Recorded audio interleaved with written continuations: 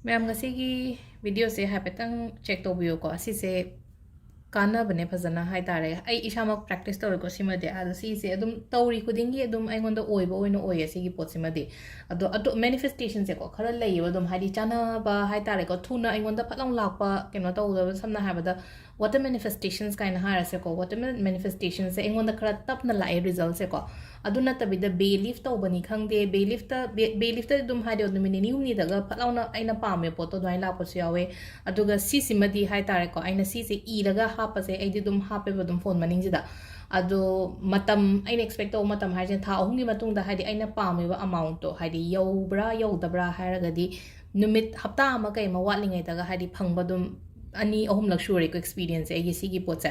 aduduna hozik se leina ko aiso anobo ma shame ge na ko amuka haidi hanagi aina manifesto gi pesa amount ki ka do haidi phangjagram ni na anobo pesa ama haita hana sam macha ama ha sine ko lupalising yang khay mala ama manifesto ko haidi aigi income aigi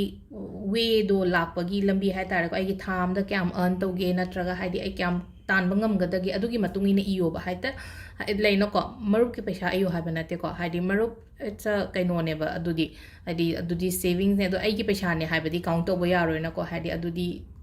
hozik hadi adumaina hadi adu ma phau no boy kem na te ko haji aina ningjari ba aina tan ba ngam gada ba ai gi hard work na return la kada ba ko kada ba adumaina khallago ina ibi ba hai tare ko adu suppose hai tare ko sida hadi 1 lakh ni khang de 5 lakhs ni khang de 10 lakhs ni khang de hadi aina tha ahum sigi manung sida ingon da confident lai raga di ko ai lakh manga tan ba ngam ni tara tan ba ngam ni har ga di iyo ba du gi amount to hadi aigi income dugi matung ina hai tare ko ado sida iba sida ko akoina check manifestation na giba symbol gumba khra sena kani ko aduga paisa masinga aduga hap ka dabsina ko hadi phone gi maning da hapo ba phone cover maning sida hapiyo hadi phone cover phone da cover hapte en har ko machang khatang le raga hapchan biro dum hadi sumaina tawgada ba le raga di phone keno cover machang khatang le raga hapi ra se ba dum na da back ta hapa ya bra keno taw ya bra hadi phone je hojikan ne dum si sina hen na 24 hours ai ga dum loina raga leina anamba matam da hadi ko na phamung da chang tumam dai bo dum yengi da na ko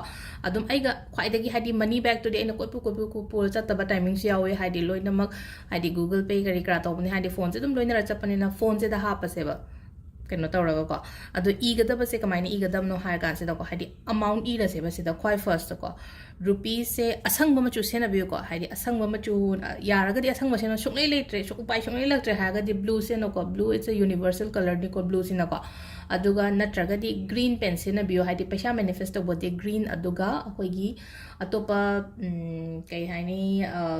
relationship kumba dana red kumba kai black ti shung shina ga no ko black tana hadi negativity release to honge haraga di black use to we ko asangba machugi ko kolom ma lobiro ko aduga paisa masing ira se ba ina quite first ko se rupees some tara haina ira sine ko 10 lakhs tha taruk muki khallaga hapetang ai set mindset taraga thamase ba hadi 10 lakhs se aina hadi tha taruk sigi manung phawbada di aina tanba ngamni ko haibagi dumaina ko ado ahambada ko hadi aigi ming irani na ko sida aigi hadi songi isagi maming haita isagi full name yu ko isagi aigi ming irani ba sida your name ko aduga somna kandana hadi imagi maming iyo ba hadi sombu pokpa imadugi maming ibiba ko hadi mother name hadi mother lo nate ko hadi ai pokpa imadugi maming iba sumna kandana ko samnaraga dum idoi ni ko sida hadi sida ina katang khara gyan ta na ba hai bani ko sida ai maming je dum iri ena kale to dum samnaraga dum imagi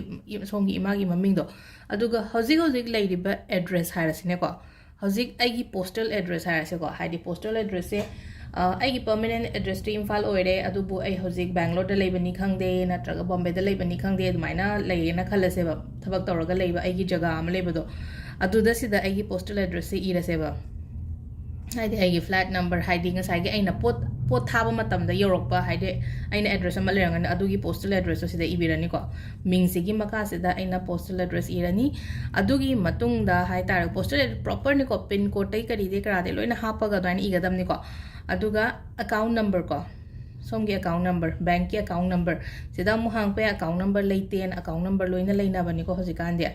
ado sum hangdokpiyo account number ꯂꯩꯇ꯭ꯔꯒꯁꯨ ꯀꯣ hangdokpiyo ꯅ ꯍꯥꯏꯔꯒꯗꯤ savings account ꯍꯥꯡꯕꯗ ꯑꯀꯥꯏꯕ ꯀꯩꯝ ꯂꯩꯇꯦꯅ ꯑꯔꯩꯕ ꯄꯩꯁꯥꯗꯣ ꯕꯦꯡꯛꯇ ꯈꯤꯇꯪ ꯈꯤꯇꯪ ꯊꯝꯖꯟꯕꯗ ꯑꯗꯣ ꯁꯤꯗ ꯂꯣꯏꯅ postal address ꯏꯔ ꯃꯇꯨꯡꯗ ꯑꯩꯒꯤ account number ꯏꯔꯅꯤꯅꯀꯣ account number ꯏꯔꯅꯤ ꯑꯗꯣ ꯁꯤꯗ ꯑꯩꯈꯣꯏꯅ ꯑꯩꯈꯣꯏꯒꯤ ꯕꯦꯡꯛꯀꯤ ꯃꯃꯤꯡ ꯏꯔꯁꯨ ꯌꯥꯏ ꯏꯗ꯭ꯔꯁꯨ ꯌꯥꯏ ꯑꯗꯨꯃꯗꯤꯀꯣ only just account number ꯅꯦ ꯅꯤꯗ ꯑꯣꯏꯔꯤꯁꯦꯀꯣ account number ꯑꯃ ꯂꯩꯔꯦ ꯑꯗꯨꯒ ꯉꯁꯥꯏꯒꯤ ꯁꯤꯝꯕꯜꯒꯤ ꯃꯇꯥꯡꯗ ꯂꯥꯛꯑꯁꯦꯕ ꯁꯤꯝꯕꯜꯁꯦ ꯁꯤꯗꯀꯣ ꯑꯩꯅ ꯀꯩꯅꯣ ꯇꯧꯔꯁꯦ ꯑꯩꯈꯣꯏꯒꯤ Reiki symbol oinaniko Reikiga kenoga akoigi jibu symbol akoina kenoda haidi green machu ma somna sum sina biramani phanam aingonda gi lobo oiro natraga online dagi leibo oiro ado Reiki symbol se haidi money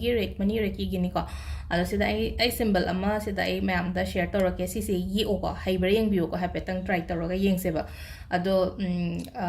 Reiki se healing de yam phai ko haidi money healing tawba yai health ki healing tawba yai relationship healing tawba yai ado Reiki healing se nam ko na lapna leirabani na haidi dum badi kya khatang khara kano tawre ko haidi haziki oina de ek tawde practice ti tawe aduga haidi thawaina Reiki gi matang da yam ka hana aina check semba do ina seneba atai di yam ka hana senre ko ado ahambada se da ko aina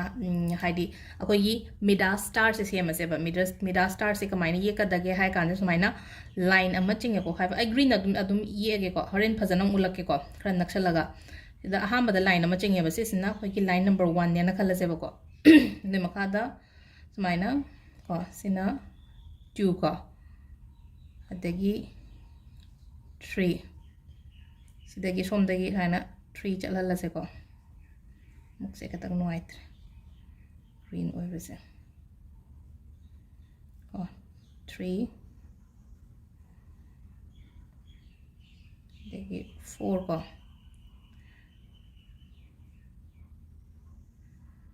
4 5 6 ko sigi kaino se cross joining adjoining toro kadam ni ko sida hadi khan naksalakam oi kut pudilake hadi yekpagi mong sai petang khara muneng bi ko aduga last 7 ko 7 8 se samdana de usmaina se sina akoi gi Midas star gi symbol leire na ko mathang gi sina hai ta ko sida adum che makha sida ai muk chawno mulake ko aduga mathang gi sina akoi gi jibu symbol di akoi gi kaino akoi gi kari ngasai gi green du da gi yenga ga ye asu yai ko ai green jibu gumba leiba do da gi ne ye ai kaino no ye ge ko si di sample ni ga chu kai de sketch pen no ne ye ga tak la ge muk se katang noi tre ko ado sida leire sumaina yekpi ga ta ba se sena ko se sena koina jibu ko aduga ama symbol Reiki symbol amaga hai tare ko sida ko se sena akoina unlimited abundance ko haidi what the haidi lepa leitana lakna bagi damakta hai tare ko sigi symbol amaga ko ado sida akoina number ami ise ba makha da so haidi angel numbers ama su irama se ko 5 2 0 7 4 1 8 0 8 ko se ubire ko ma'am zana ado sigi yekpagi mong se ai hapetan ko hana yekhiba kaino made ai share toroke ko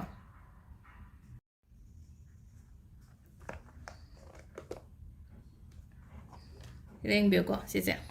aina mamang da ye takibagi kaino le hobane sise dum ai diary dum ne haina yeksalaga thame ko haidi diary gum da ye thamajo ko joga di symbol apa mayam ne haidi engonda track tawna bane ba